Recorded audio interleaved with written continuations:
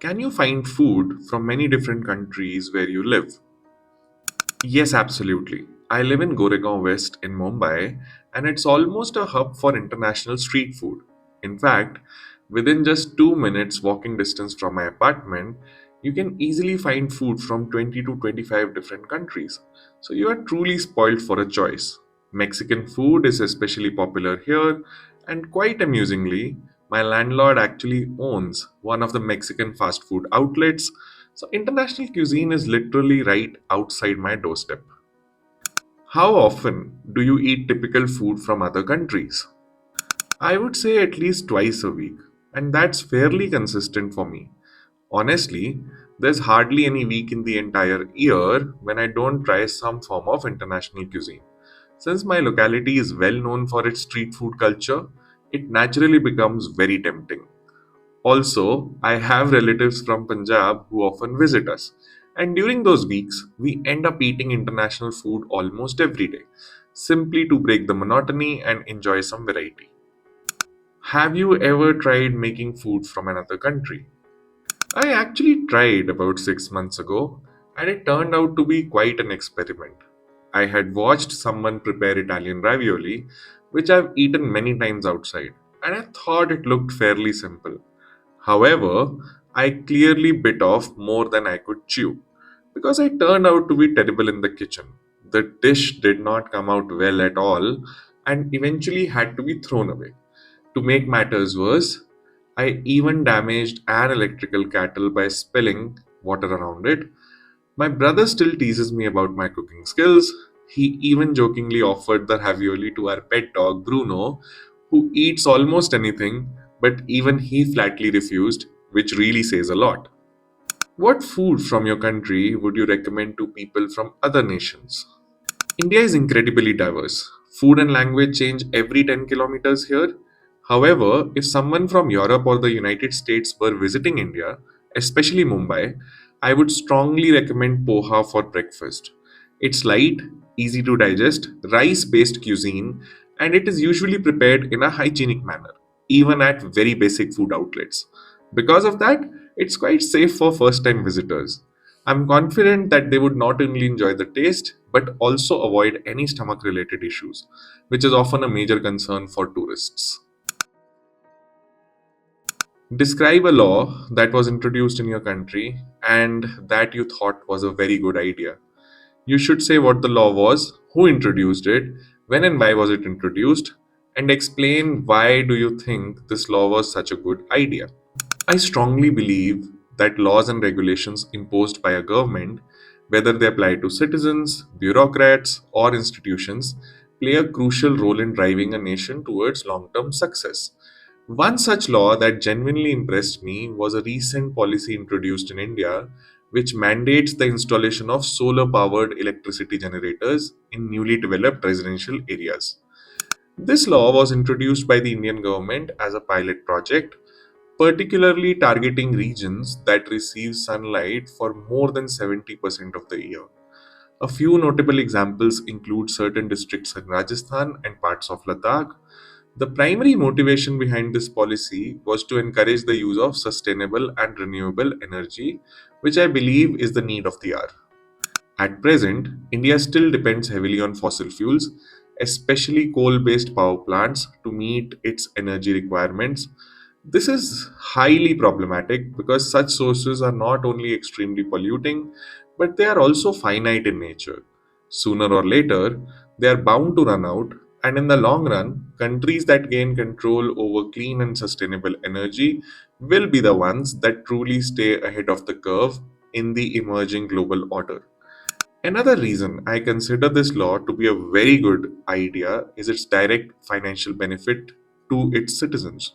When the energy minister announced this policy in 2019, he mentioned that residents opting into this scheme would see a reduction of nearly 10% in their monthly electrical bills within 3 years.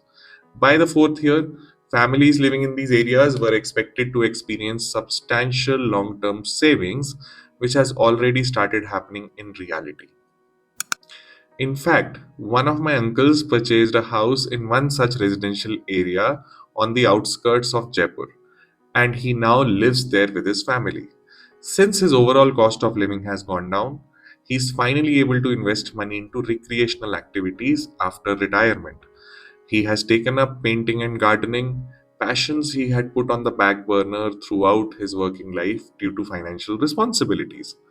Now he is genuinely enjoying the golden years of his post retirement life, which for me perfectly highlights why this law was such a well thought out initiative.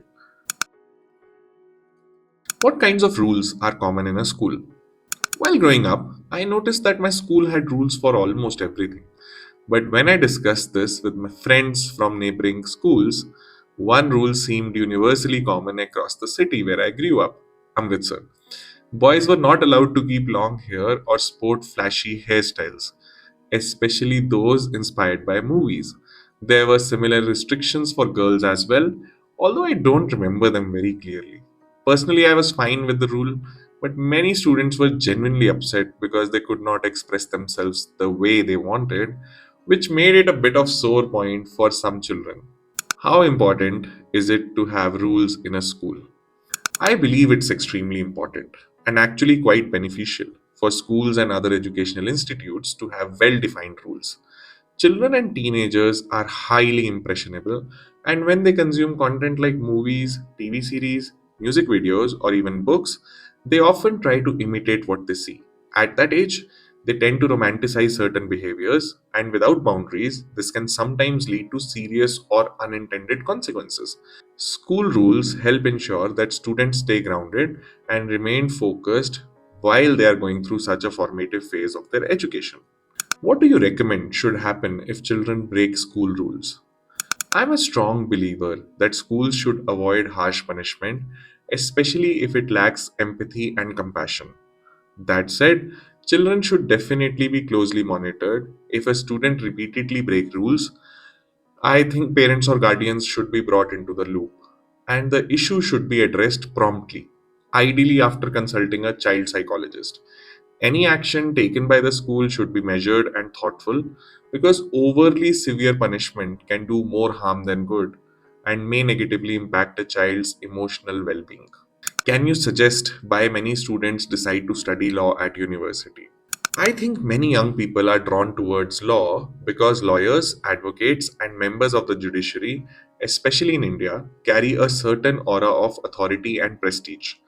People often think twice before speaking or acting when they're dealing with a lawyer, and that sense of influence and power can be very appealing to youngsters. For many students, pursuing law is not just about the degree itself, but about the status and respect that comes with the profession. What are the key personal qualities needed to be a successful lawyer? To begin with, qualities such as intelligence, sharp observational skills, a strong sense of responsibility, along with the empathy and compassion, are absolutely essential. In addition to that, a successful lawyer must have a deep sense of integrity, honesty, and moral judgment. Lawyers are among few professionals who can genuinely make or break someone's life, so they need to fully realize that their decisions can have long lasting and sometimes irreversible consequences for their clients. Do you agree that working in the legal profession is very stressful? Without a doubt, absolutely. I would confidently say that law is one of the most demanding and high pressure professions in India.